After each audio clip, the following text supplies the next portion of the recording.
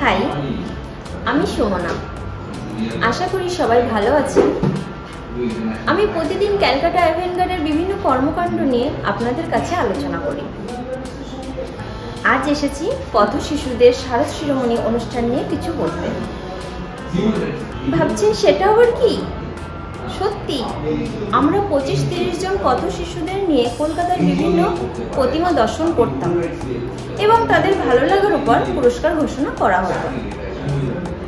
একটা বিষয়, কলকাতায় বিরাট বিরাট পুজো কমিটিও কিন্তু আমাদের সঙ্গে দারুণ সহযোগিতা করত, প্রচুর ভালো ভালো গিফট দিত শিশুদের। এই প্রোগ্রামটা কলকাতার বুকে একমাত্র ক্যালকাটা অ্যাভেনগার্ডই সবার প্রথমে করেছিল। বেশ কয়েক বছর চালাবার পর অনেকের ভিড়ে আমরা আর এগোইনি, কারণ পরপর 10 বছর একইভাবে কন্টিনিউ করার পর আমাদের মনে হয়েছে প্রজেক্ট শিফট করার প্রয়োজন আছে।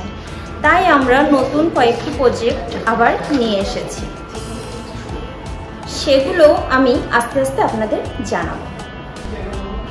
ক্যালকাটা অ্যাভেনগার্ড কেবলমাত্র একটা অর্গানাইজেশন নয়, এটা একটা সার্বিক প্রতিষ্ঠান, যেগুলি থেকে অনেক বাচ্চা যাদের কোনো অর্থ ছিল না, বাড়ির বাবা মায়ের প্রপার যত্ন ছিল না, সেই সব বাচ্চাদের এডুকেশন শিখিয়ে কেউ আজকে রেলের বড় পোস্টে চাকরি করছে, একজন এমডি ডক্টর হয়েছে। বিশ্বাস করুন, এটাই আমাদের পরম প্রাপ্তি। তাই সবাইকে বলছি, ক্যালকাটা অ্যাভেনগার্ডের প্রতিষ্ঠানে আপনারা আসুন আমাদের পাশে।